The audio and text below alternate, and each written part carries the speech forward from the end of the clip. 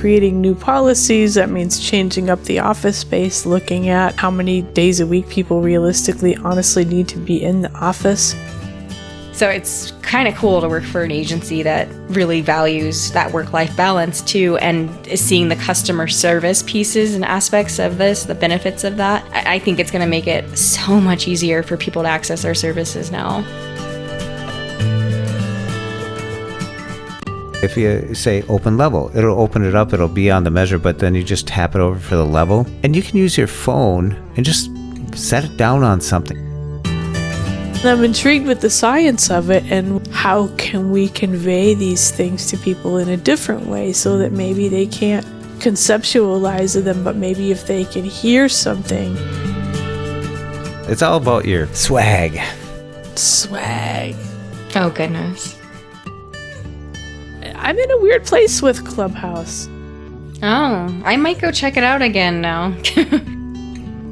I was looking up some of the prices. You know, the Bilkin has the little keychain one. It's $12, okay? $12. It's probably about $1 worth of material. So weird. Just back it up there, Jeff. I'm going to grab a glass of water and I'll be right back and we'll start, okay? By the way, I love the new male Siri voice. I Do you? I just love his swagger. Oh. You know what? They need to fix the way he says the beginnings of words, though, because it cuts off, so you can't speed him up very well. I don't use him as my voiceover voice. I don't like the voiceover voice with him. Oh. Mr. Marlon. Oh, hi, Jeff. Just How you getting some doing? water. Oh, okay. We're on the air. Oh, by Yeah, the way, I'm punched in, man. Oh, you're busy. Oh, okay. All right, no problem. Okay, I'll see you after this. Oh, anyway, can you do the thing? The thing? You know the thing. What thing? The thing with the Thing? What titanium thing? What car. thing? Yeah, that thing. Yeah, dude.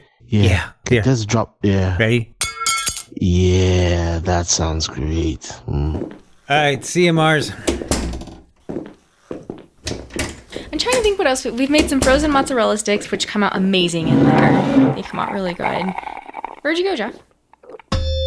Live from the Blind Ability Studio, this is Tech Abilities. I'm Jeff Thompson from friendly Fridley, Minnesota, and with me from Colorado, we got Serina. How you doing, Serina? I'm doing wonderful, Jeff. How are you? I'm doing pretty good. Really good. It sounds like it. We might have a repeat of last episode. I feel good. How you doing, Raqi? Doing good, Jeff. That's good. We all got our second shots now. Yeah, mine today, 9:30 this morning, and here I am coming up on, well, it's 9:30 tonight, 12 hours later, and I'm still going strong. What's with all the song lyrics? Still going strong. Baby, I'm feeling good. I feel good. I knew that I would. He's got song lyrics going on tonight. Maybe I'm just tuned into some frequency. I don't know what it is. The same one he was on a few weeks ago, right? Hey. I'm consistent. I'll have what he's Consistently consistent, right? Consistently consistent. I like that. How about you, Serina? I feel great. The next day after I had my shot, my legs hurt so bad. Your legs hurt. Where'd they give you the shot? I know. It was weird because you would think your whole body would ache, right? No, it's just my legs. I'm the weird anomaly, I guess. But then the day after that, I had so much energy. People were like, how much caffeine did you have? I was like, I feel great now. Like, my arm didn't even hurt as much. So I'm so glad that kind of threw that piece of it. How about you, Raqi?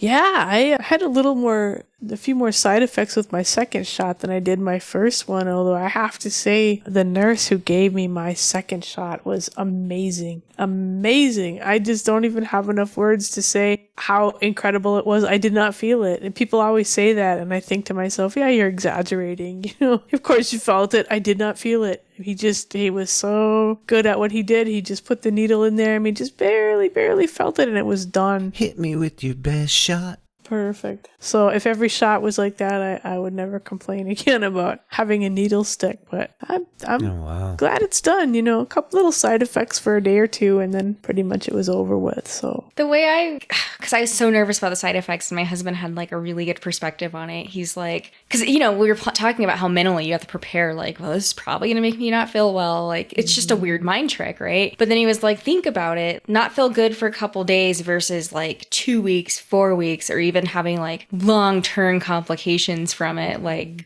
kind of a good trade-off, you know? Yeah, mine said that too. It's funny that you mentioned it because he kept telling me, you know what, if you feel crummy, that means it's working. That means you know it's doing what it's supposed to do. So, you know, and like I said, I kind of expected it. I knew there were some people that had some side effects. I just was so kind of cocky after the first one. I thought, it's going to be fine. You know, my arm hurt. But other than that, the first one was not really a big deal for me. So I kind of figured, well, the second one should be pretty easy. And boy, I was in bed for a day and a half. But, you know, then I was done and I had jumped up and had all kinds of energy. So it was like it just had to run its course. And then bam, I was like, okay, you know, bright and ready to go to work Monday morning. I thought, why couldn't I have had this on the weekend? Exactly. Got my shot on Friday and I was kind of miserable during the weekend. And by Monday morning, it was like, hey, let's go to work. So. I did work a half day the day after because I just took the date they could give me. And so I had to work that morning and I got through it, but I just felt weird. There's no other way to describe it. Just not yourself, you know? Mm-hmm. Give me another shot of that Pfizer shot. Jeff likes it. Jeff's like, hook me up with some more. But not 6 doses like the poor girl in Italy. Like, oh, no. It's really neat. You get that moment with that person, you know, they bring you, go down to number 5. I'll get you over to number 5 here. There you go. And you sit down and you roll up your sleeve. And she really did a great job because I said, you know, the first one really knocked me out for 2 days. And she goes, oh, wow, it did. Maybe this one will go better. And I said, well, I did a podcast that night. And I said, good friends don't let friends podcast on Pfizer. But they put me through it. And she says, well, here, just think about the podcasting. And boom, it was over. And it was done. Yeah. I had the same person gave me my first one as my second one. Mine? No, oh my goodness. I am not thinking that there's no side effects for you right now, Jeff. Anything can come out of his mouth. You do not know. Anything can come out of his mouth. You just never know. Never a dull moment, Mr. Thompson. Never a dull moment. Yep. Well, you got the Modernas, you got the Pfizer, and there's one more now, right? Johnson & Johnson. There's AstraZeneca, but I don't think it's approved here yet. And then, yes, Johnson. Well, we're all good here. We don't have to wear masks on our show anymore. Oh, goodness.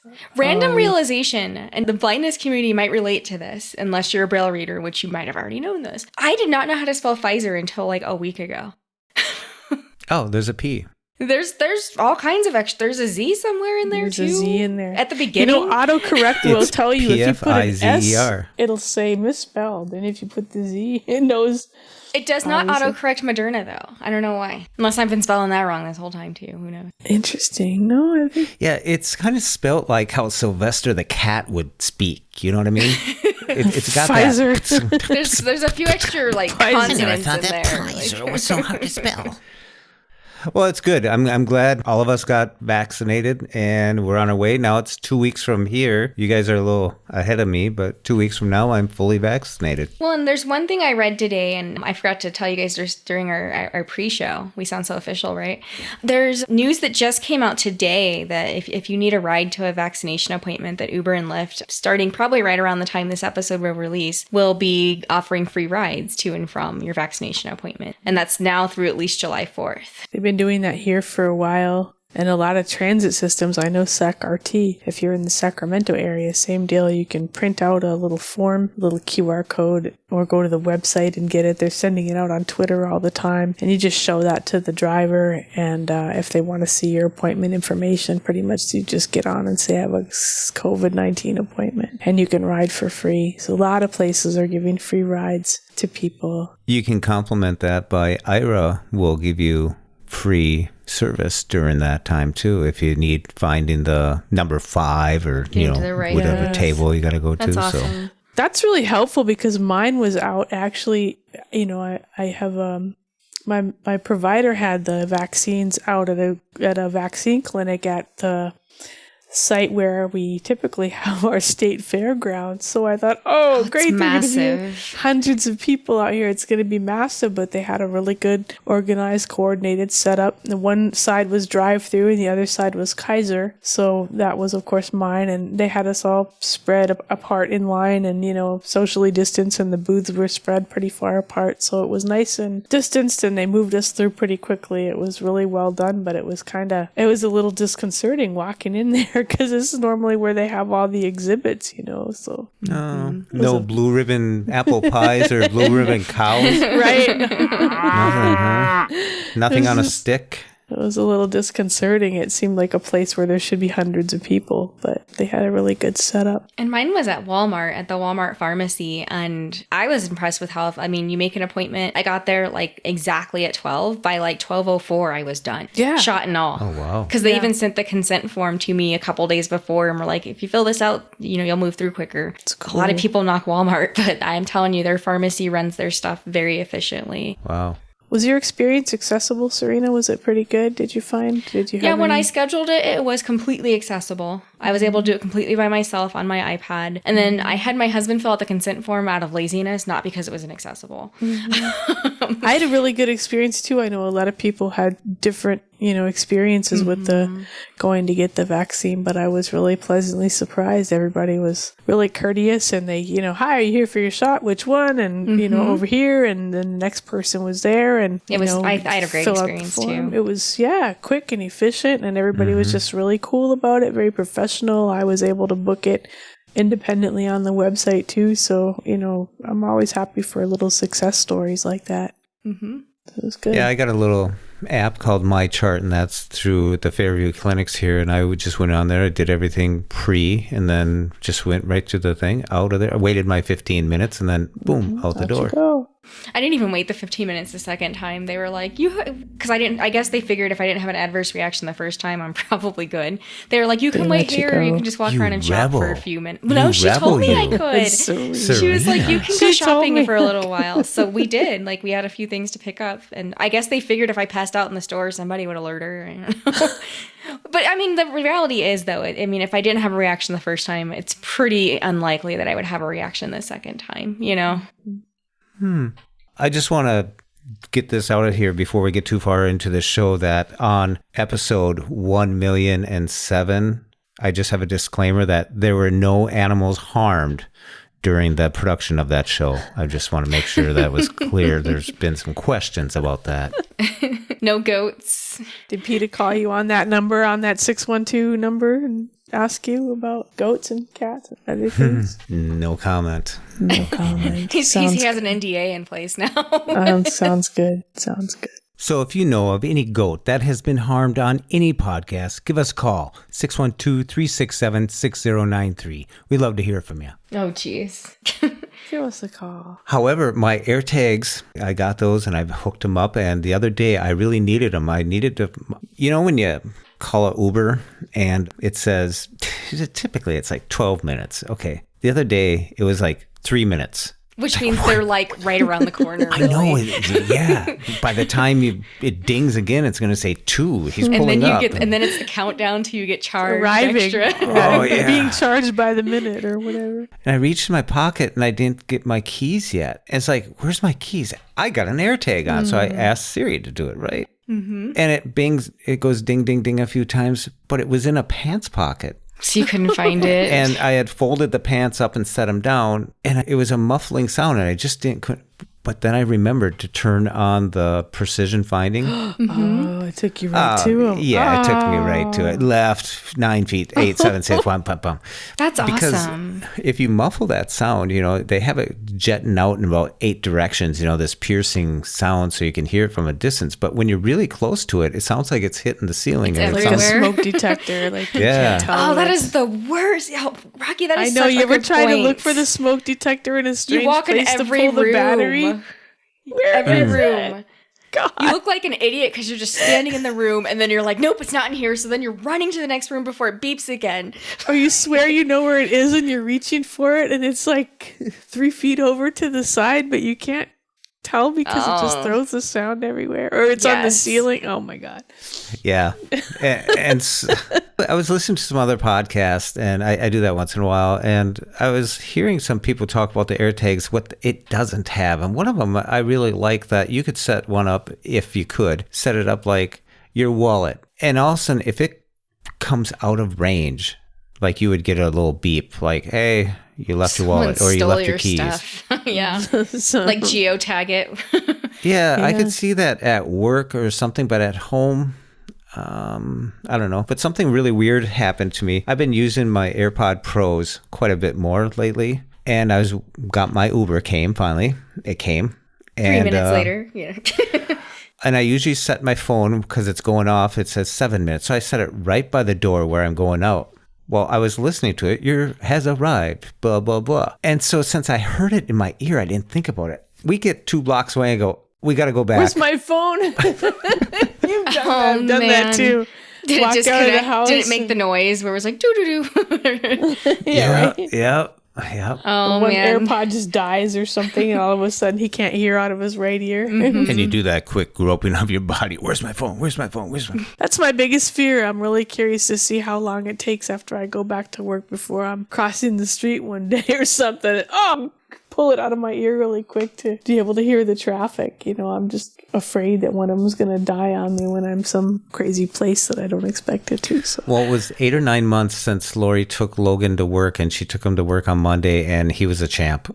Oh, That's impressive because it's hard. It's hard for them to get back into the swing of things. I think in his mind, he's walking along going, I got a treat there. I got a kibble there. I got a treat there. I'm going to go here. I got a treat there once. So did he keep stopping everywhere he ever got treated? Well, I guess when he was, guide dogs are really neat animals. And when he was at work and the different people showed up, I guess he would just hop right over, just like, I haven't seen you in 9 months. It was a great day for everyone. It was really cool. And then he came back here and he hasn't got to go out again. So it's his birthday today. Oh, He's happy 9. birthday, Logan. Oh, it's just a baby. Yep. Him and Weston are very close in age because Weston turns 10 in August. Oh. They make a collar for dogs that... Yeah, it's probably more than the AirTag. What's it called? The Follow Pet? I was looking up some of the prices. The Bilkin has the little keychain one. It's $12, okay? $12. It's probably about $1 worth of material, if that. The packaging is probably more. But you can't get it for 6 weeks, 5-6 weeks right now. You see people are 3D printing them. They're making little holders that they're 3D printing so they have something to put their AirTags. Does it have a hole that you could put like a key ring? Because like Nothing. the It tile does ones not. have a little It hole. does not. that- You have to put it in something or That's on frustrating. something. Yeah. They make all And I've heard it kinds of doesn't fit mounts, nicely but- in a wallet either. Nope, it's too... Picture 2 nickels stacked on top of each other with no holes in them. What you going to do? Yeah. It probably would fit if you had a compartment like for change or something, but in a traditional... Then you'd probably give it to the cashier by accident. Right? Like a men's wallet, it would probably be hard. It's crowned on one side, flat on the other. Mm-hmm. But the thing is, if you put it in your wallet or put it in a change holder or something like that, you'd really have to use the precision finding more so than the sound. Oh, you won't because be able to hear it. Yeah, you will, but it'll get you in the vicinity. But I tell you what, I thought I'll never need that precision finding because I can hear it. But that was the moment that it brought me exactly that option, especially with the Uber bearing down on me. Yeah, you get nervous when they're like waiting for you because you don't want to be that passenger. You don't want to be that person. You want to be out there waiting or they'll start Yeah. charging. I got a 5.0 rating as a rider. Yeah, I know. I'm not. You're not. I even tell my husband like, you better not mess up my like rating when he would call them. Like we would ride together or whatever. You better not mess up my Chucky, 5.0. we got some high standards we have to protect. Because I think, is it Uber or Lyft? I forget which one. One of them will let you see your rating, and I just don't remember which one it is. Must If be it's Lyft. Uber or Lyft, I can't remember. I don't see it in the Uber app. I tour around that pretty good. I really like the thing about Uber on the app. As soon as I get in the car, how's your ride going? And I tap that and I give them the 5 stars and I give them the tip and I'm done. Because I hate getting out of the car going, oh, I'm sorry, I'll get you later on a tip. I don't even say, I'm like, thanks. And then, because they know the app's going to cue you. So you as just soon as tuck you and walk. roll.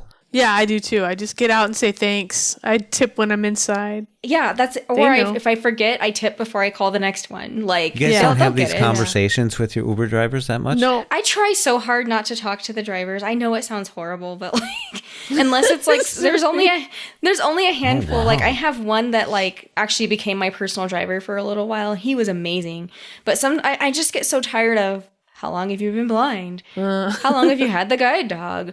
Does your family have this too? Oh, no, Like, it's just so... I was on the way to hockey skating, and I mentioned something. He mentioned he was from Ethiopia, and I said, oh, there's some really big atrocities going on over there right now. And he said, yes. And he talked about the United Nations should do more, and the United States was going to do something more and stuff, but they're not doing enough. Well, just terrible stuff that's going on. So good conversation. I always like diving in. It's kind of like Raqi on Clubhouse. I always, if I do see her, it's usually in this obscure room talking about, well, right now, Palestine and Israel. I find myself in random rooms, just news, or other topics that just are interesting, just interesting stuff. And by the way, I think a lot of the blindness Clubhouse stuff has kind of settled in, even though the Android has been rolled out now, the Android app for Clubhouse. Mm-hmm. They said they fixed some voiceover things too.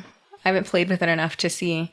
Oh yeah, they have. They fixed the hallway bug. In fact, I have to go on the record and apologize for those times that I didn't realize the hallway bug was exclusive to voiceover, but for a while they had it broken so that you couldn't see the number of people in a given room, and they I fixed did notice and, that the other day. Yeah, they've also fixed the ability to hear who's speaking, and Yep. I'm in a weird place with Clubhouse. Oh, so you can know who's speaking now? You'd have to use the magic tap feature when you're in a room, and you have to have focus on somebody's photo. You can't have focus on the... like the club or... leave quietly button or whatever, but if your focus is somewhere in the middle of the screen, you double tap, it'll say who's speaking. Yeah.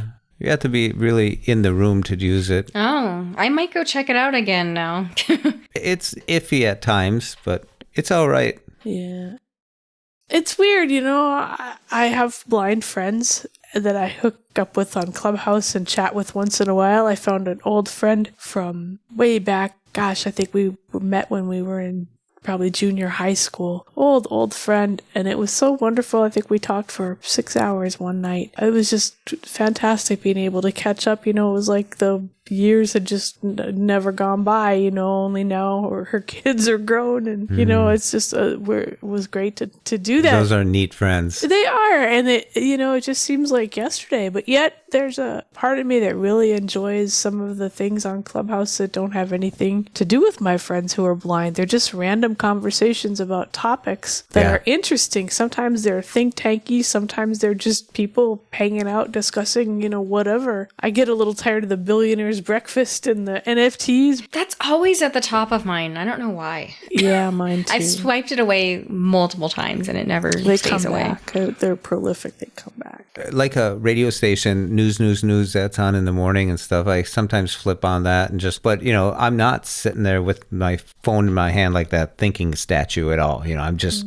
I just got it on and I just going about my day in the kitchen or something and have it on like that. I think those conversations are really neat because they're well organized. They got a team up there. It's 3 minutes and boom, clockwork. That's the difference. It's fun to hang out with friends, but when you really want to listen to something, for me, I like rooms that are either scheduled and I know, okay, I tune in at 3 and I can listen to the whatever club, or that the room is going to be moderated and kind of held accountable, so that they're going to stay on topic a little bit and that people are going to keep the conversation moving. I can listen to that for hours while I'm doing other stuff, but when it's disjointed, it just falls apart really quickly. I agree. You'll see some rooms like Cabbage Patch dolls and toboggans.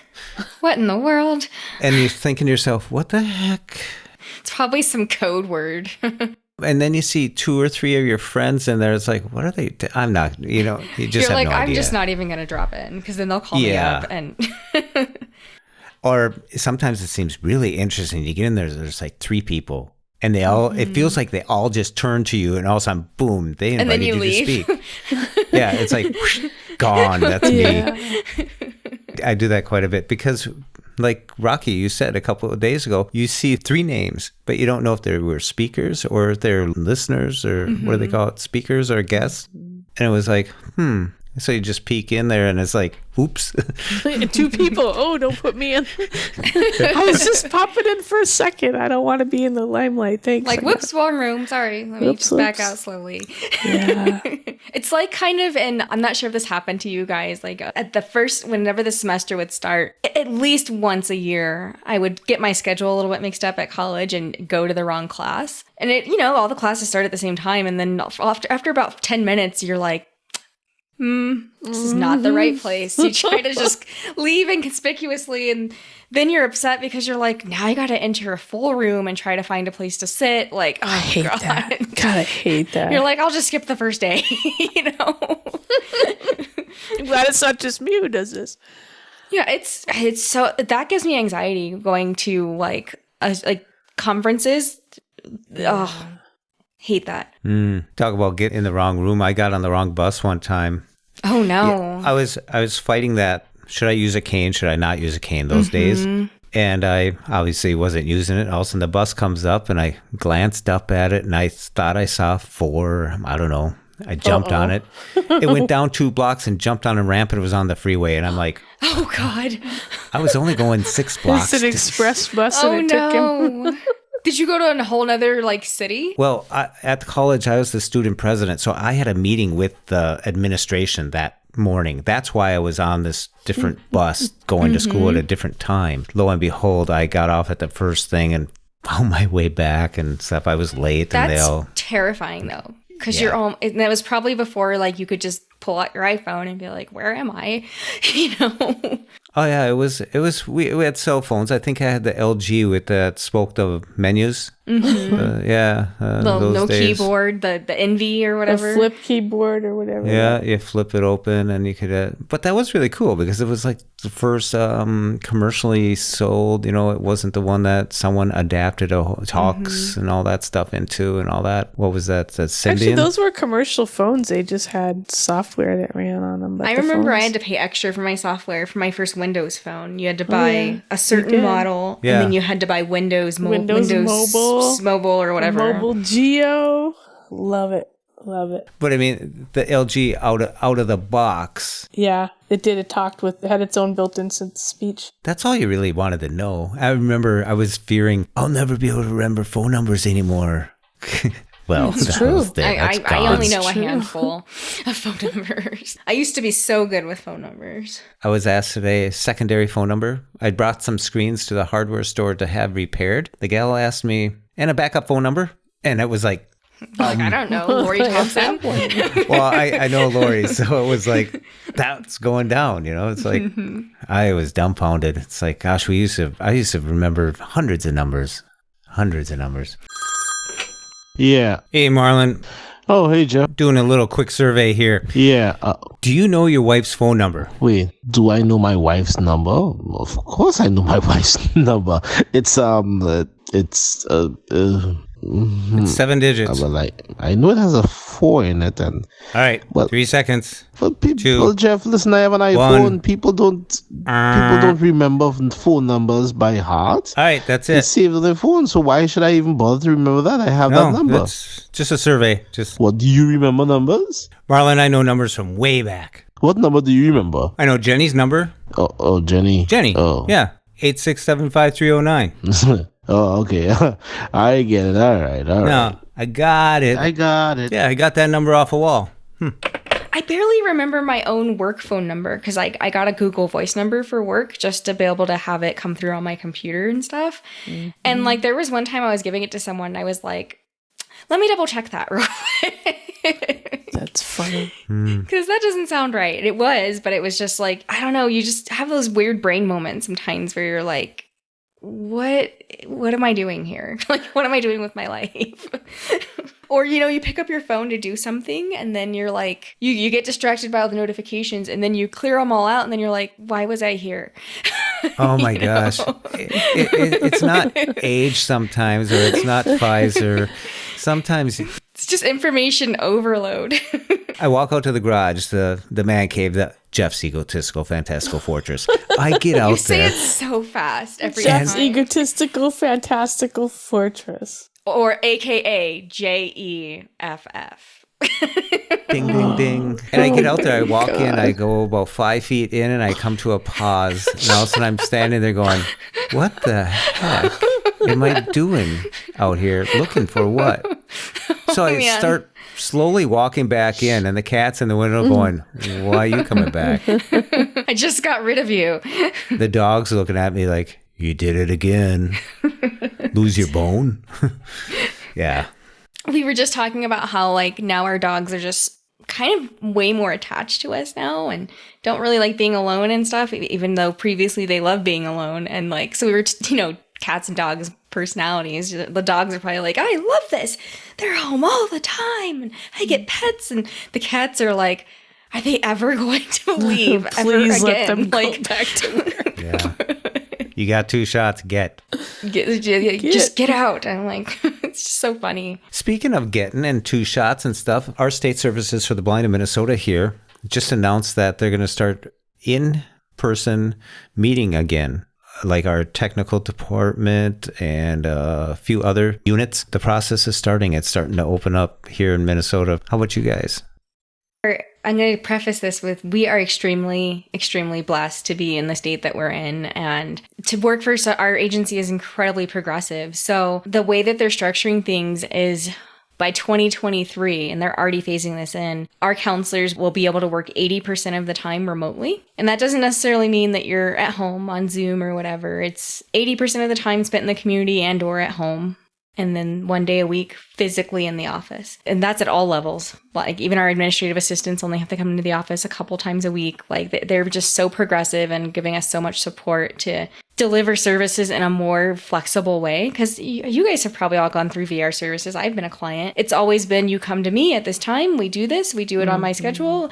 And now it's, okay, I'll meet you at the Starbucks that's close to your house, or I'll meet you at the library. It's probably still not a whole lot of meeting at home, except for, blindness services. That's totally different. You need to sign this plan? Here's an email. Here, electronically sign this with Adobe Sign. It's so different. And from what I'm told, we are very rare in the way that we're going to be delivering services. I think there's only one other state that's going to be trying to do things similar to us, and everyone else, if they're not already back fully in person, they're about to be come summertime. So it's kind of cool to work for an agency that really values that work-life balance too, and is seeing the customer service pieces and aspects of this, the benefits of that. I think it's going to make it so much easier for people to access our services now. Especially when you go into, I know they don't like saying outstate. Like rural. But 2/3 of the population lives in the metropolitan area of Minneapolis, St. Paul here, is the 7-county area. But when you have offices out there in the state where counselors have to drive 70 miles just for a 2-hour session. For like 2 people,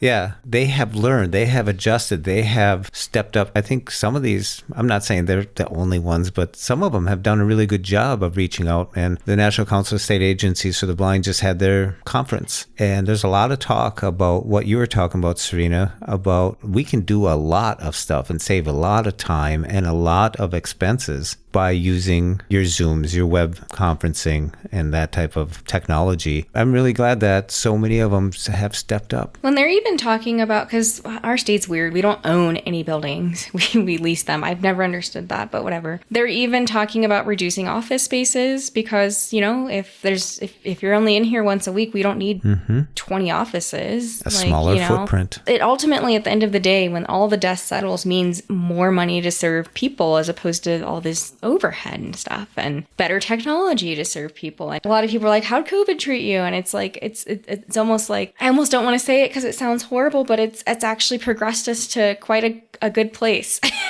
all because of COVID. There's no way 18 months ago you said our counselors will be working 4 days a week outside the office and only have to come in once a week that I would have ever believed anyone. I think Raqi could speak to this.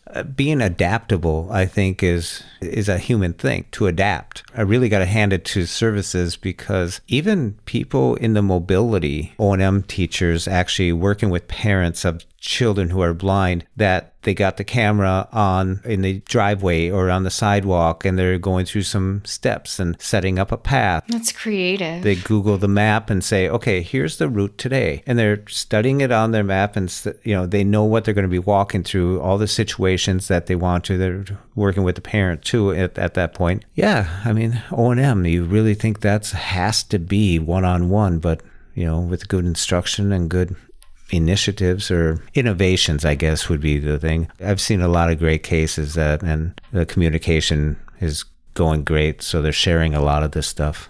I'll just say that, yes, humans are very adaptable. And like Serina, I feel very privileged to work for an agency that is willing to take the time necessary to get it right so that we can try to see to the safety of all of our students and staff and try to make it the most effective environment. And that means creating new policies. That means changing up the office space. That means looking at, again, how many days a week people realistically, honestly need to be in the office and how we can rotate people's schedules and how we can do things a little differently to give people that same work-life balance. Even as we start up some of the new programs, our Little Learners program is launching where we start working with younger children, even younger than transitional aged, school-aged kids. These are even younger children. Some of the new programs that are coming online probably won't happen until late summer, early fall. I feel really grateful. It's a really good organization that's communicating very well with, every department is doing things a little differently and structuring and trying to figure out how we can come back stronger than we were before, leverage the participation from people who maybe couldn't make it into our building, but who are calling in for events from all over the country. We don't want to lose sight of that. Yes, we serve, 9 local counties, but we also serve people internationally now, and we don't want to lose sight of that just because we've, reopened for face-to-face business. So I think it'll be later in the summer when we actually do it, and every department will roll it out a little differently. Like you said, O&M has been doing some in-person work with people. They've also been doing some work over Zoom. Same with rehab. It's interesting to see, living skills teachers working with people over Zoom. And sometimes you need to be in person with people, but I think it's taught us all about how flexible we can be and just how versatile and how much we can use some of this technology to help people learn. I mean, our Braille program, we were struggling before to bring in students, and now we have a waiting list. I mean, we have so many people, we actually have a list, and it's interesting to see how some programs are just really thriving. I'm really grateful. I work for, like Serina said, an agency that just really has an open mind about being receptive to change and maybe not necessarily reverting to the way things used to be, but making whatever the new normal is, incorporate the good takeaways from COVID-19 along with the face-to-face, in-person learning like we did before. I was reading the newsletter from San Francisco Lighthouse for the Blind and Visually Impaired, and I saw that Tony Fletcher was talking about opening up the camp for 1 week. Yep, camp starts with camp. Yep. Camp is kind of a good place. It's up in the up above Napa. Beater Mountain. Yeah, up on the mountain. You can space people out pretty nicely. You can socially distance if people feel like they want a little bit of space. It's a good place. We're having some sessions this summer. That'll be the first thing to open up. Actually, will be some trial runs of camp, and we're using it for some staff time as well. So it's I think going to be the first step. And they're doing a STEM program up there too. That's always good. Good stuff up there. Always excited about that. That's my connection to the San Francisco Lighthouse a little bit. Other than you, Raqi. Oh, EHC. Yeah, what am I? Host? No, don't answer that. Co-host? Don't answer that. Would it be tri-host? Keep on backpedaling there. Go on. Keep it up. Just back it up there, Jeff. just back. Well, Serina, how is the LG gram going for you? I am on it right now. It's awesome. Is that a booster because you're short or what? Stop it. So it's funny because it's a 17-inch laptop, but I literally set it on top of my previous 15-inch laptop, and it's literally the same size. The monitor is just much bigger because the bezels are smaller. Oh, wow. And it's thinner. Nice. And it's funny because it's so light. Like, I pick it up and I'm like, oh, look, that's it. And then you pick up your other computers and you're like, good Lord, this feels so heavy now. It's just so funny. Like, like when you upgrade your iPhone and then you grab your old one, you're like, what is this? Like, is it loud? I can't believe I use this. No, there's no sound. It's solid state. But what's weird about it, so it has 2 terabytes as a solid state drive. And when I first checked the specs when I unpacked it, because you gotta check these things, it only had like 1 terabyte. And I was like, where's the rest of it? It's they have it partitioned into 2 separate drives. And I was like, okay. Huh. Wow. Yeah, I've never seen it. Like I've never had one that had this much space, but it's 2 separate drives for it. Yeah, you can't boot camp Apple OS onto it like someone would do with a... I'm guessing it's so you can remove, because I think you can remove, I don't know if they make one solid state drive that's 2 terabytes. I don't know. So maybe it's 2 separate. Who knows? So you could use the other half as a backup. Just back up everything. No, it's not like, it's still accessible like on Windows. Like it's like I just have 2 places to store crap, if that makes sense. Which I don't store anything hardly at all on my actual computer. Most stuff's in the cloud. Well, one probably has your software, and the other one is probably empty. No, there's stuff on the, like it seems, because when you look at the space, like there's clearly something on the other there's one. Always, I don't know what, there's always going to be like some loss. But is there any files? It's probably an empty partition for storage, and then they give you one for... Probably. I don't like that, though, that they just arbitrarily decide to partition it into 2 terabytes. It's like, what if I want to go 500 gigs and 1.5? I mean, I guess it's a small thing, but because I probably would rather have external storage. I'm always afraid if my drive dies, what am I going to do, But I'd rather have more storage. And I don't keep anything on it. I have OneDrive and I have Google Drive and everything. So I download pictures and stuff, but it's not stuff I couldn't re-download. It's just pictures I post to social media. Hence the need for 2 terabytes of storage. Hey, it's what came with it. It's what it came with. The cloud is so cool, though. It just, everything's backed up arbitrarily. You don't really have to think about it. I like that. And somehow, because I had a weird glitch, and I have to talk to Freedom Scientific about it. In Google Chrome, if I do any operation that pulls up the box to, browse your folders and upload something or post a picture, it will not pop up if JAWS is on. But when JAWS is off, it works just fine. Like, you can click it and it's fine. And it doesn't do that in any other browser.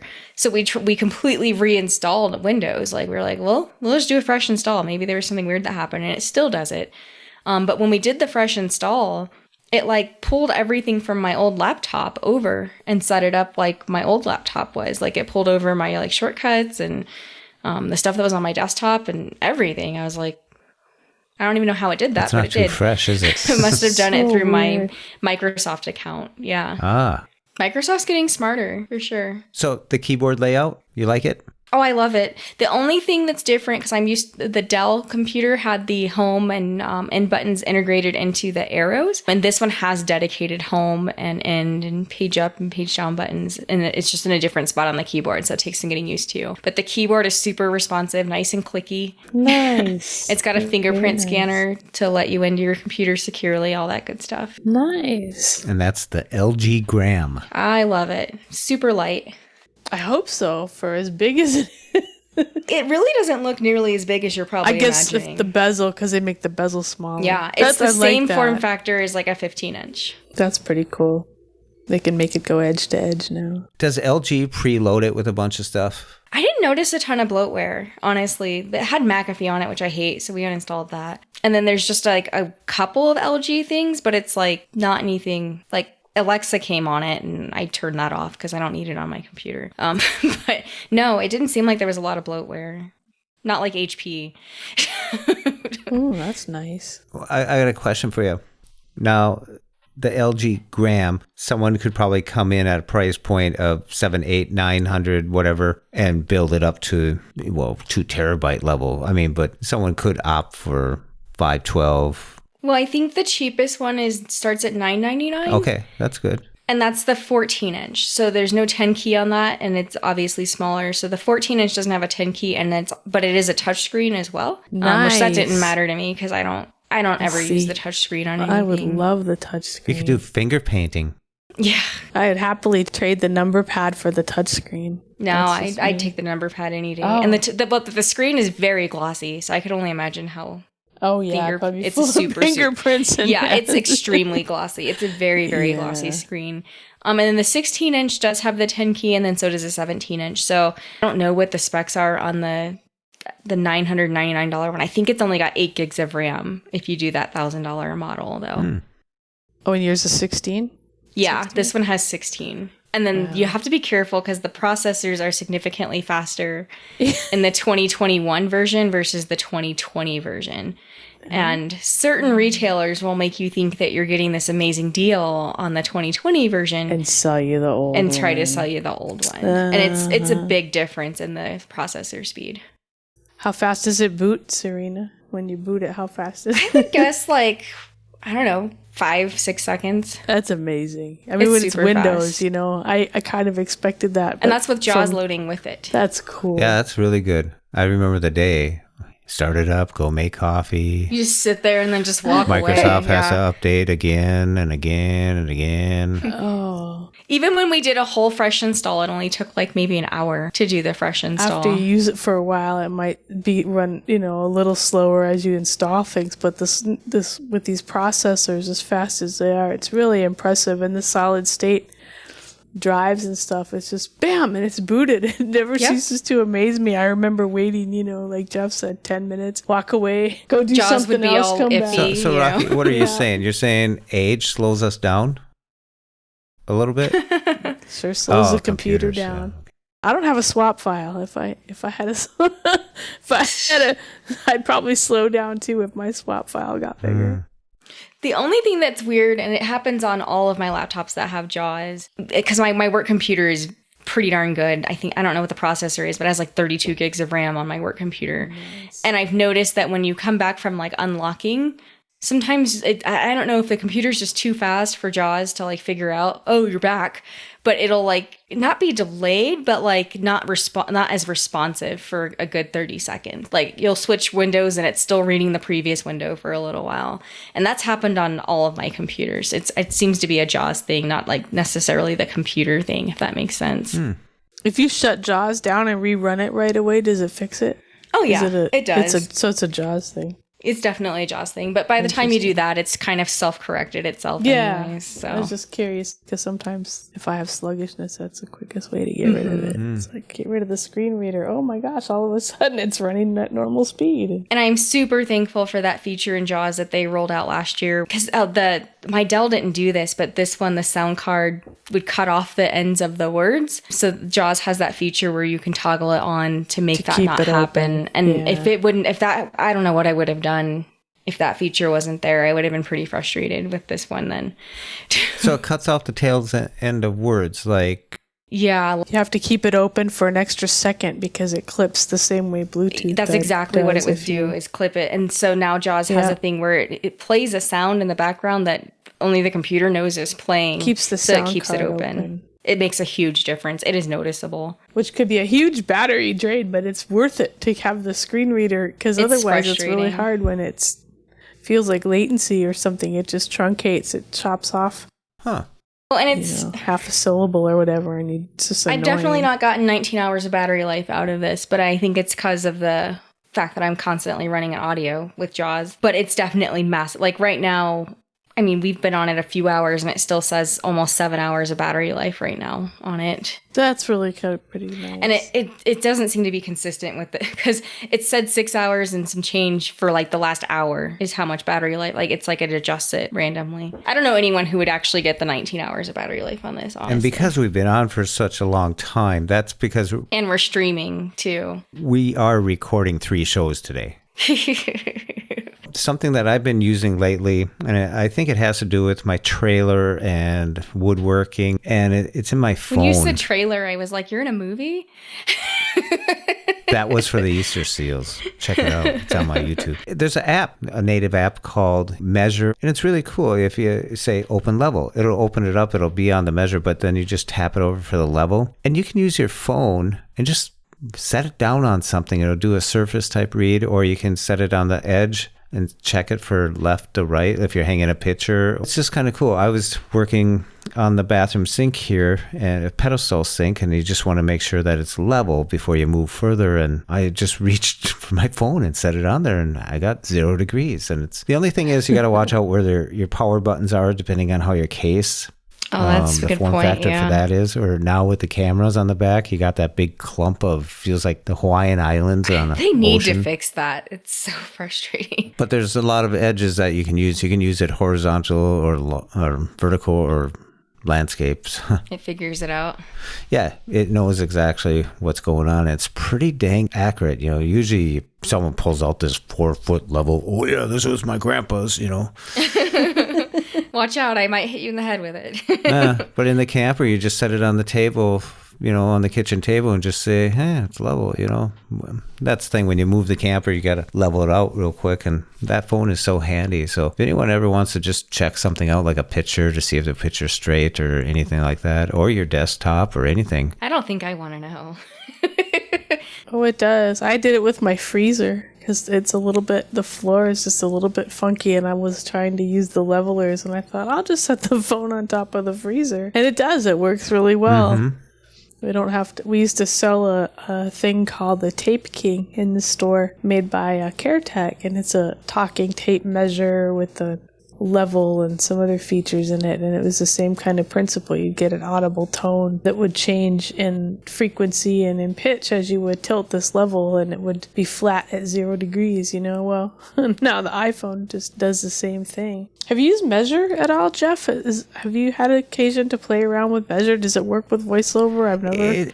It's one of those things. It's also like that LiDAR thing that'll tell the height of a person. If you get the person in the thing, From a distance, you have to get it in view or something. You got to start at a point and kind of like start there and then move it to another point. So you have to know what you're, looking at. It's hard to use. And then you're like, well, what's the point? Like where's start and where's end? Like, I believe on the screen, it's really there's hard. Some reference that'll give you, and then you move it and you stop, like the crosshairs or something, I don't know. Yeah. But it's really neat. I mean, for sighted people, they have lots of little options like that. But that level thing is just so handy. And unless you put your phone back in your pocket and you ever notice your phone doesn't really shut off, or you hit the power button and it's going 300 degrees, 200, 17 degrees. Yeah. You're like, wait a minute. Yeah. Whoops. I've noticed sometimes that my phone will not lock itself. Like if I leave it sitting on the couch, I'll come back and the screen's still wide awake and it's not like a movie was playing or anything. Just lately, that's been happening to me. Yeah. Once in a while. Yeah, I expect that in an app. Some apps just don't lock the screen, but I've had it happen where I'm sitting at the or even messages on my first page of my home screen, and it's just open, and I come back. How long was that sitting there? It's odd. Now the phone's all warm. Yeah. You're talking about frequencies and with the sounds. I did 2 podcasts. One, Accessible Astronomy, with the team from Talk Description to Me, Christine Malik and JJ Hunt, and Kimberly Arkand from basically works with NASA and stuff. And it's a Chandar X-ray center, and they have the X-ray telescopes. But they did some sonifications where actually an astrologist musician guy interprets them through sound. Now, he's not trying to write a song. No, he's trying to use the visual, the information that they gather, the data, and he interprets it and puts it to a sound so you get to hear it. And that's on that podcast we just released. But I did another one with one, and it's called Listening to the Universe. But this person is doing it by, if you're scanning a picture from left to right, that certain things, if it's up higher, would be a higher pitch. So it's actually doing the sound that comes out of all this information. They're not changing the data on the one version, but this other one, they're interpreting the imagery. And to listen to both of them side by side, there's not a heck of a lot of difference. It's interesting. Anyone there? Yes. I was waiting for you to finish. I know there's no sound in space, but it was just kind of neat, these sonifications. And I'm just glad that there are people doing descriptions and describing this stuff, because the universe and stuff has always interested me. And just to hear, especially when JJ gets going on his words of description, like a pastry with jelly and the it's just they, and Christine. I love that podcast. The topics and just the concept surrounding the podcast is fantastic. And I love the fact that they've stepped into this realm of, trying to find a way to translate imagery. And so many people are doing it in different ways, I like to see that. Well, melding abstract and science together, just Picasso meets Einstein. Kind of interesting. It's just kind of, I didn't know these 2 podcasts would be, not back to back, but, in the same month or something like that. So it was a really neat topic to get into. And astronomy to me was one where the astronomy teacher told me, oh, you're visually impaired, so you can't do the labs. So why are you taking astronomy?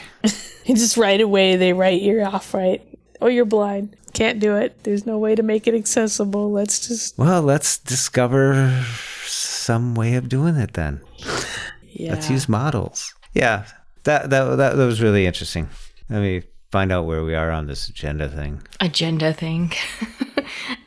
I'm gonna have to go listen now because now I'm kind of curious. It reminds me of the Seeing with Sound project where they take specific sounds that replicate images. I remember that. And it's a whole different thing, but if you have a rising line, you'll get maybe a rising tone or whatever. And I always thought, boy, my brain just couldn't do that, but I'm not used to it. It's a language I don't speak, It's designed to be something that you just tune down in the background, but the concept is that a blind person can, use a camera, look at a thing, and it's translated into sound, basically. So if they're looking at a flight of steps, they might hear a staccato set of tones that are descending or ascending, or, it's just a concept that always seemed kind of... Some people use it and actually use it effectively, but it's always been interesting to me to see people trying to translate images into something that we can access, because we don't really have 3 dimensions if we have never visually seen with our eyes. It's really hard. I don't know about you, Serina, how much vision you have, but when you give me a flat piece of paper, it's really hard to bring that image to life.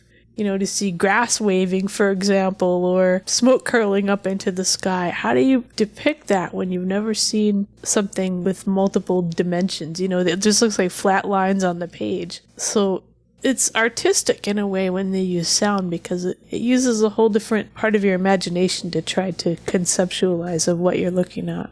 I think the way when Christine was talking about it, it's like you can look at the midnight sky and stuff. Now I have something that I can... because even though the information that's coming from the deepest parts of the universe is just data interpreted into imagery. Mm-hmm. I mean, Kimberly Arkand is a visualization scientist. So whatever, wow, you think about that. Well, the auditory is using the same set of data to create the sound.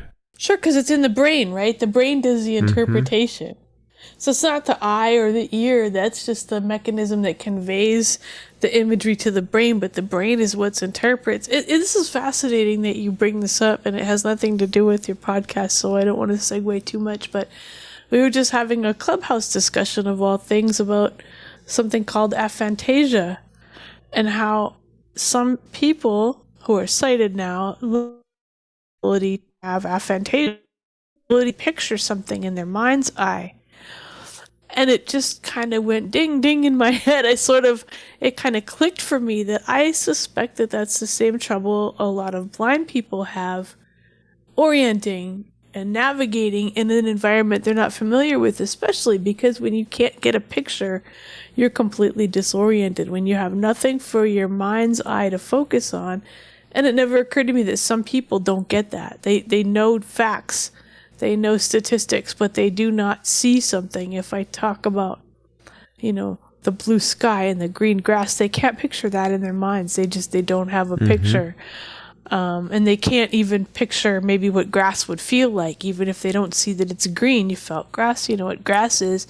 So if you're blind, you form a picture in your mind. Some people just don't.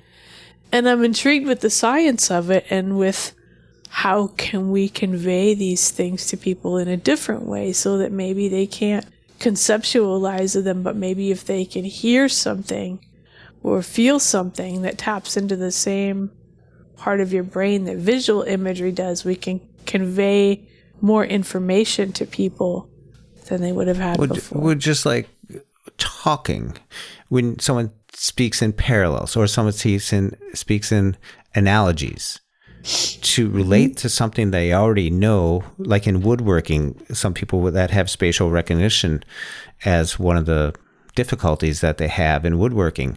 Well, I changed it to, you live on the 3rd floor of your apartment, right? Okay, so you come in the 1st floor, 2nd floor. He was building a bench. So we got the levels, the sides where, the sides, you have the arm, then you have you sit on, then the feet down here. So it was shaped like a block letter 8 or something. And we used that. So he knew, I need to find my third floor. He didn't call it that piece of wood. He was just tying it to something. And then we were building something else, and we changed it. He could play guitar great. I said, okay, these are frets. And once we relate that, so... Yes, exactly. So if you've never been able to see, and so you don't have anything like that, the audio may be a sensation of something, but the description that they're writing for these imagery too is something that might pull something from within, so you can actually relate it to something. And I think that's the key thing of what they're really doing here. I'm just glad they're doing this type of work, and it's coming out at the same time the imagery is. So that's how important that they're doing this for. So it's a neat project. Love it. I love it. I love it. And I love that people are thinking about it. It's coming to people's consciousness now, right? That, hey, maybe we can tap into this and give people something that they've never had access to before. I think it's really cool. I want to go listen to the podcast now. Oh my gosh. Another thing that just came out, I'll skim over this a little bit, but the Apple Developer Program started in Detroit, and now residents there in Detroit, 18 and older, can join that program. They have it all around the world. And one of the key things that I saw in the article, there's 2 articles I'll put in the show notes, but one of the lines is something of the nature that they'll have the values from Apple has in there, and they'll develop with inclusiveness in mind. So I really like that they're reaching out to, one area, like in Detroit, they're unrepresented factor, I don't know what the right word is here. Racial inequities, I guess, would be the thing. So it's a neat program that they're doing in Detroit, but it's all around the world that they have these. It started back in 2013, I think it was. I'll correct that in editing if I'm wrong. But I think it's great to get people in coding, and they also have a lot of stuff for the kids to do in coding. So it's kind of neat to see news like that. I think it's super cool too to have that opportunity available to people. That's the difference between having a really long-term career that you could make out of that and not having that opportunity. It's huge, especially if some younger people take advantage of it. Yeah, good for Apple.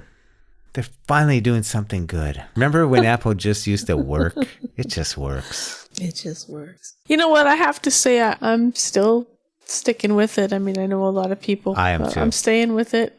There are things that I'm not happy about on both sides, but, I use Windows too. I don't deny that. I hang in there because it's especially the whole mobile side of things. And they've done some really nice things made some improvements to Braille support. I think it's still got a ways to go. And so I hope that they are serious and they take accessibility seriously, and that they continue in this vein of being progressive and don't drop the ball, because they've done such a stellar job. I hope that they continue in this vein and maybe make some continued improvements to their Braille support, especially because it's looking better than it was, but it still needs some improvement. When you turn the page, are you landing at the top of the page now?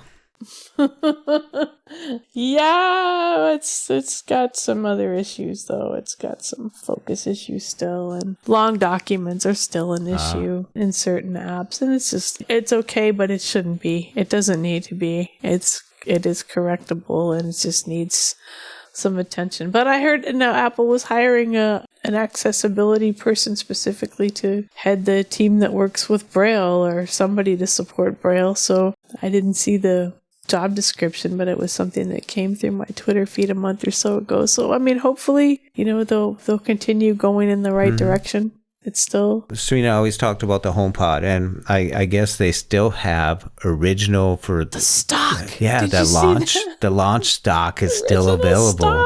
They missed a boat on that one. Wow, they must have made a ton of them if they still have the stock from... That was a few years ago. There's white ones that was shipped from 2018. But they're not discounting them. And some people had trouble with the 14.5 update that they couldn't play the Apple Music. And you don't get really a lot of choices on the HomePod. It's their own speaker. But for a third of the price, I love the Home Minis. I got 2 of them left and right. I named them left and right, Serina. I'm still sad that they're not going to make the big one anymore. I know I've said this a million times on this podcast. You just don't know unless you've experienced it. It is the technology in those things is really something. Yeah, is it really that big of a deal? Really, I should just get yes, one. They sound amazing. They'll be worth a lot of money in 25 years if I ever have one. Yeah, those and the Beanie Babies probably won't even work anymore. Hey, I still have the original. Don't knock it. They're up there in the closet, man, from 1988. We have a whole bunch too. My mom has a ton at her house. The first McDonald's Beanie Babies, I collected them all. The sad thing is when you break them out to sell them, a million other people do it at the same day. Right. Boom. The original HomePod, I was reading an article about it in an Audiophilist magazine, and one of the guys said, the technology that they have in that speaker, he says, when you hook it up stereo, Audiophilists have spent $35,000 to create that type of situation. They can do it, but they put that technology into a $350. But you needed two of them, right? Right. That's still a lot less than $35,000 though. Yeah. But you don't need two to get that immersive audio. I thought it was to stereo. Clarify. Wait, but it's you not. You can hook up a stereo pair, but if you hook up one and sit it in the middle of your room, no matter where you're sitting, it will sound stereo. Yeah, it's got something like 7 microphones that go around, and it gets the feedback from wherever it is. Tweeters, so it'll set it up for the space. It adjusts and if automatically. you are in the room, it'll pick up where you are. But does it give you the sense of having stereo separation? Or do you just hear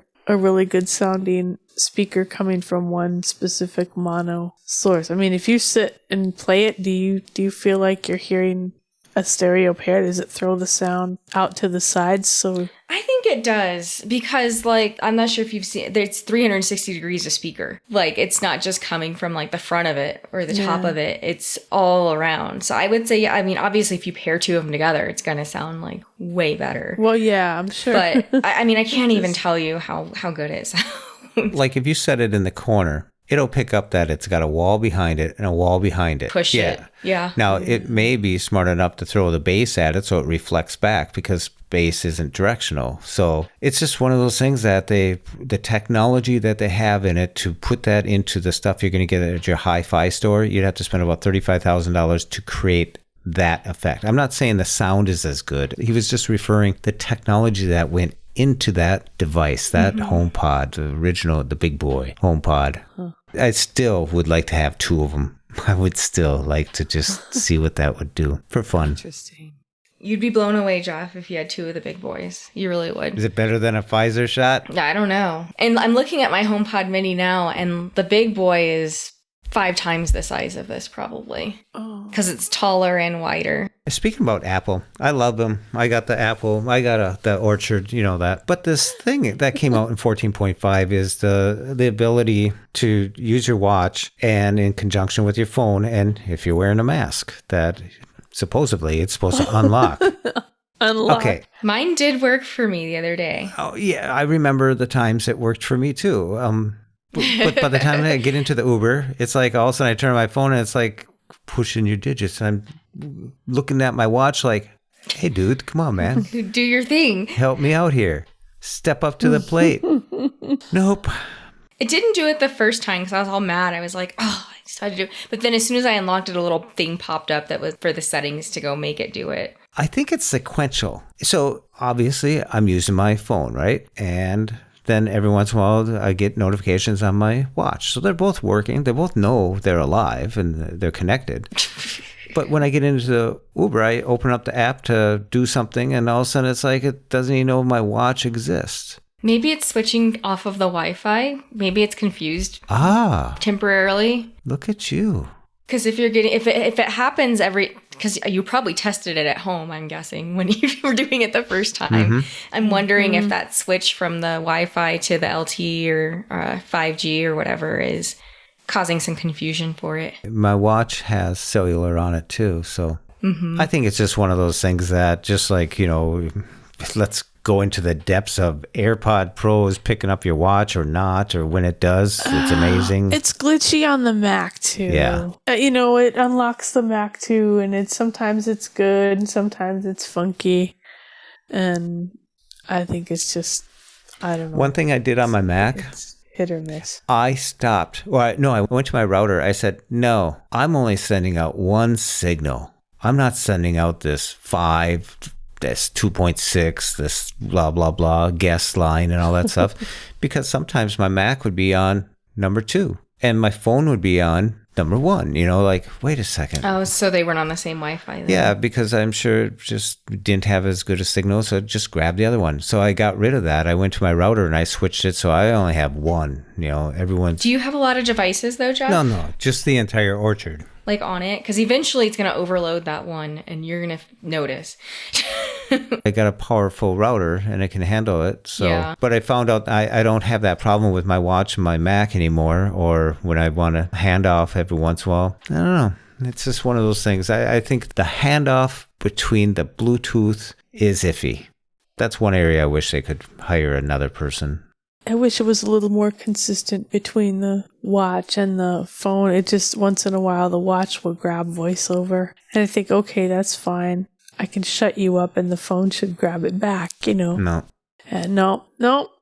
I can reset, I can restart, I can reconnect. I almost have to put them back in the case sometimes and pull them out and put them back. Oh, I hate that. So pull them away from the watch. I just can't, it's really annoying because it's fine that the watch grabbed it, but I should be able to cover to mute or even just finish my task and then be able to switch the audio. Sometimes I can hit the switch on the headphones to try to pull the audio back. Nothing works. Mm-mm. And it's like, I didn't want you to grab it in the first place. Give it back, If you start playing like a song or a book on the phone, music will push that it. will push it back. Music will do it. But sometimes I'm doing something, Yeah.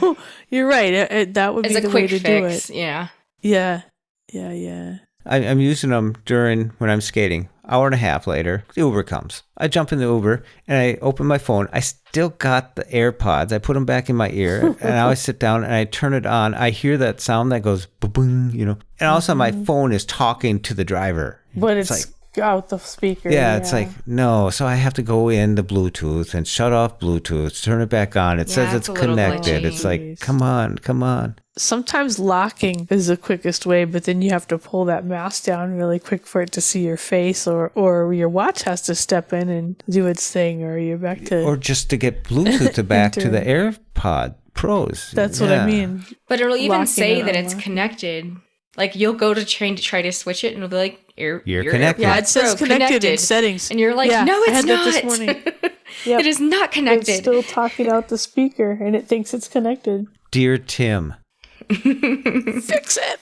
Yeah. Sometimes taking them out and putting them back in is the only way to force it, and it's really annoying. Well, I know it's new technology. Just came out with 14.5. I'm on the beta right now, and it's going good. Some people said that Facebook wasn't running very good for them with voiceovers bouncing around, hopping around. Oh, it does. The focus does jump a little bit, but Facebook's always been like that. It's not new because of 14.5.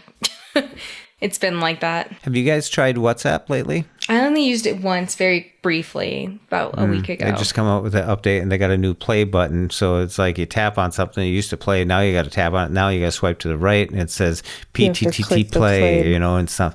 It's like, what that's is that? annoying. But but they're coming out. I've heard some beta testers talk about that you can speed up the voices now. So that'll be good. Now we can just listen to someone talking about a message, stuff like that.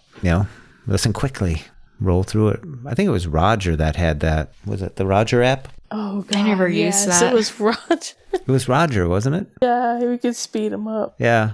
Or was it? It wasn't Haytel. Oh, yeah, they did it too, didn't they? Do something too. Oh, God. We're going way back. I think Haytel did it too. But Roger. Yeah, we're dating ourselves now. We all love our Apple products and our LG products, of course, lately. I was reviewing everything and I see that the Apple TV, it's down to 2 to 3 weeks. I thought they would keep pushing out further because I thought people would be doing it. But it's just basically an update and a new remote control. So New remote. Yeah. With the Find My feature. It doesn't have the Find My feature, though. Isn't there a way to attach an AirTag to it? She'd make the remote a completely different shape. Just get a big staple gun and Did you see somebody disengineered? They took it apart, and I don't know if it was iFixit or who it was, but somebody took it apart and managed to make it into a credit card size thing that you could stick it in there. Some crazy. He did it really well, though. He used that, what would you call it? Fix it? iFixit? Was it? Yeah, iFixit? he said he went to there to figure out how they removed the part. So he heated it up to a certain temperature, and then that's how they get the keep it in pieces there. apart. So what he did was took that part out of the shell and laid that flat, and then set the battery off to the side, and then wired. And it's very thin. So it's really thin. But the battery sits on the outside of it. No, it goes inside. Instead of 2 stacks of pancakes, he took the top they're one side and by put them side. side by side, and then So now they're soldered really some thin. wire. I mean, he's an engineer type of guy. This ain't just some. But I mean, look at NFC You would tags. think that Apple would have come up with different shapes NFC of it. tags have antennas and little battery. I mean, they're, you can make this technology really, really, really, really, really thin. Isn't it thinner than a tile? Is a tile thicker? Somebody said the tile was thicker. The tiles are incredibly thin. Yeah, and they make the one for the wallet, and they make some other that's the thing, is keychains they have ones stickers. where, stickers on them already. What do you want to bet Apple does that next year? No. Because they wanted to have you buy the accessories and stuff. And they want it to look like an AirTag, not a tile. I mean, Bilkin is 6 weeks out on it. No, they need to recreate their own loop attachment. They It should need to just come with recreate some sort of an attachment. the connection, like they Yeah. did the Apple Watch band. That's what I mean. They need to recreate the attachment like they did with the Apple Watch band. All the products out there in the world now have to make a slot to put your Apple tag. AirTag. Just drop it in here. Put it over there. I think honestly, for wayfinding, it's going to be huge for some blind people. I believe it or not. I think when you're just trying to get to that one spot or find that one house in the middle of the block, and when the That's a snow good is point. out, I and didn't you're even think trying about to that. get across a grassy. I have a friend who has to walk across a big grassy area to target the side gate to get into the building, and it's really hard to hear it But the precision. from out on the street. And there's just no landmarks. You stick an AirTag in the mailbox. I should put one on the hockey puck There for you blind go. hockey. Oh, jeez. Oh, the places Wonder if it will would hold go. up.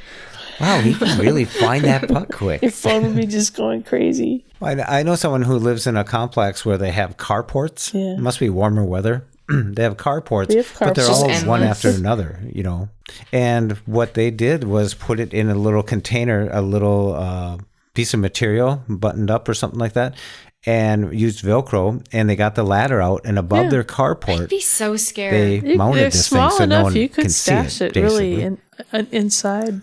Yeah. somewhere. So even when you're on a walk or coming home, sometimes it's just get it out of the weather. 10 feet, 10, even 9, 8, even if you have a something. house with like a mailbox and you want to get, or maybe even if you're in an apartment, Yeah, having put it help underneath us it. and you have a mailbox in the middle of like there's 29 million mailboxes. yeah, 8,000 of them all together in a bank, and some people have this difficulty. I just see a lot of people that are the things that they struggle with as they're like learning to travel, and I think, boy, this could really be a lifesaver for some people until they just get like that muscle memory of where to turn or whatever. You just set it on the inside of your hotel door room, so when you're coming down the No, hallway. that could be Yeah. super helpful. Like, or luggage. When I travel, this is the thing. If I have to start traveling again, I'm dying to use it. Can you imagine at the conventions in the summertime, you Everybody's come down to the AirTags will be airport, going and off. the whole area sounds like a field of crickets. You'll never find them. People will think that they'll buzz their AirTag when it comes around on the carousel, and you'll have all these blind people at the edge of the carousel with tripping bags coming around. Oh, just I a love symphony. Oh my god. Yeah. It would be neat if you could change the sound. Yeah. Huh. Or give it like its own ringtone. At least you have a different one. Yeah. Yeah. Is it the same tone that it plays like when you do the Find My for your phone? Is it that tone? For your AirPods. It's just like the AirPods. I don't know what the AirPod, because when I lose them, they're always in the case. So it, It's so pull annoying. one out and do Find My on the left one or the right one. But when you want to find the case when they're both You can barely hear there, it. yeah, and your Uber driver's like 2 minutes away. Can't find it. You ever had it stay connected? You put the AirPods in the case because they're dying and your call stays connected. So you close up the case and it's like, why isn't my phone talking? What's wrong with this thing? And nothing's... I haven't had that happen before. Do you ever clear your case out? I mean, those, where you drop the stem down into? Uh-huh. Every once in a while, you should blow that out. With canned air. With canned air, yeah. Yeah, well, I mean, come on. I mean, just... Yeah. Yeah. Yeah, I clean them. AirPods get really gross. They do. And you just don't think about it, but I guess they get really nasty, so I just clean them. Well, they're not so nasty that your cat doesn't pick one up and then bite into the microphone area and then the right above the area where you squeeze. So my left one, it now has 2 holes in it. It still works, but I can't squeeze that one to trigger anything. And it ate. They disappeared. Both of the, the rubber pieces. The silicone pieces? Oh, it ate the ear tips. Yeah, and I'm not going to go through the cat box to try and figure out which turd has That's it. That's disgusting. You'd never want to put those back in your ear anyway. Oh, Amazon, you can buy them for a couple dollars. I bought extra ones, so you can buy them for nothing. But when you make that decision that these fit great, well, now I have 2 of the tiny ones, and then I have 2 of the long ones. Do you know how long it takes to figure out, too? Yeah, it took me forever to decide to keep the original ones on. It took several weeks. And I'm like, no, this one keeps falling out. This one hurts my ear, I guess. But then you keep going back and forth because it's like in your head, you're like... Now I'm using the smaller ones, and I definitely thought those would fall. They haven't fallen out yet. Yeah, they were too small. The last time when I tried them, they fell out multiple. But now that I have to wear them, you should get them. They come in like a 3-pack or a 4-pack. Yeah. I got a couple extras, so I had 2. Actually had 1 extra because they gave me the replacement because of the noise it was making. They gave me a pack of 1, and 1, one. So I got a small, medium. So I did have 1, but it's like, gosh, I'd be walking crooked, you know what I mean? It'd be lopsided. Yeah, that would be weird. Is this noticeable? The seal would be Does weird. it look funny when I look to the left? Really weird. Nobody would notice, but your seal would be off for sure. And that's what it's all about your swag. Swag. Oh, goodness. Kind of like that Siri voice, Serina. The Siri voice. I told you, he has swagger. Is that number 3? Number 3. I don't know which one it is. I'm just like, it's the other guy. I know that they took the male and the female off, but it's a guy. Yeah. We're trying to be PC here on Tech Abilities. They're 1 and 3 are the 2 guys. 1 is the old Siri and 3 is the new Siri. The freshy fresh with attitude guy. He's not great for a voiceover voice, though. And I'll say the new Siri, if you use speak screen with the new Siri and you actually are using it to read something, not just reading as you swipe, but if you actually use it to read, and you have to slow it down. So to me, it's a little annoying. I like to speed everything up, but it has fantastic inflection. It has, you need to slow it down, but the inflection is really good. Really? And I didn't like using it because of the way he said button. It's annoying that... It was just very not smooth.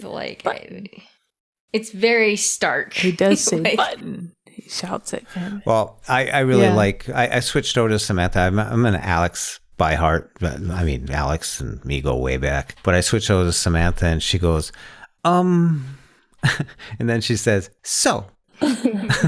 She's got this little spunky attitude. It's like, I forgot about this. She has an attitude. It's kind of a funny thing. But even when you don't use a period at the end of something, like when you're doing a quick text, like, see you later, it'll sound like, see you later?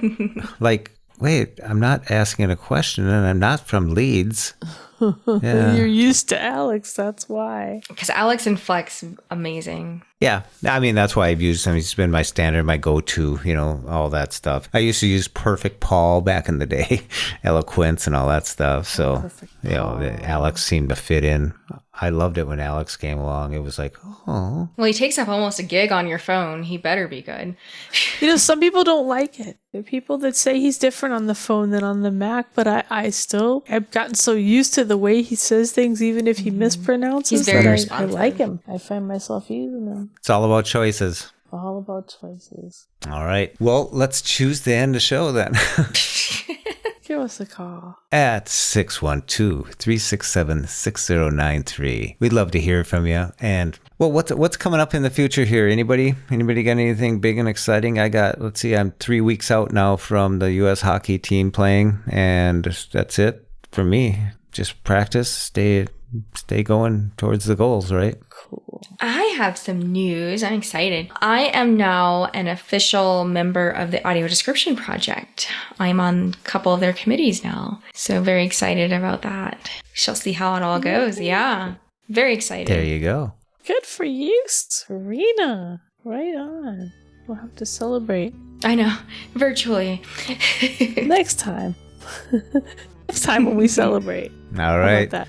Well, until next time, people. Well, Raqi didn't get to say if she has something going on. Oh, yeah. Jeez, Jeff. No, that's good. That was perfect. No, go ahead. Just No. finish it. That's perfect. You take it out. You don't have anything going on, do you? I don't have anything really interesting. My life is boring. I'm not going back to work, so I love the way we just segued right out of there. Next time. Thank you, Serina. I appreciate the thought, but it was perfect. I didn't want to leave you out. Well, speaking of next time, I want to thank you all for listening. Love to get your feedback. Give us a call, 612-367-6093. And I forgot to mention this. We're going to send a copy of this out to Cindy in Idaho. I had to do that, Serina. Sorry about that. Oh, my goodness. All right. Thanks for listening. Stay well and stay strong. Bye-bye. Goodbye. And then cue our funky music, right? And for more podcasts with the blindness perspective, check us out on the web at www.blindabilities.com, on Twitter at blindabilities, and give us a call at 612-367-6093. Leave us a message and let us know if we can put your voice on the next podcast. Drop us an email at info@blindabilities.com and download the free Blind Abilities app from the App Store and Google Play Store. That's 2 words, Blind Abilities. And from all of us here at Blind Abilities, through these challenging times, to you, your family, and friends, stay well, stay informed, and stay strong. I want to thank you for listening. Hope you enjoyed. And until next time, bye-bye.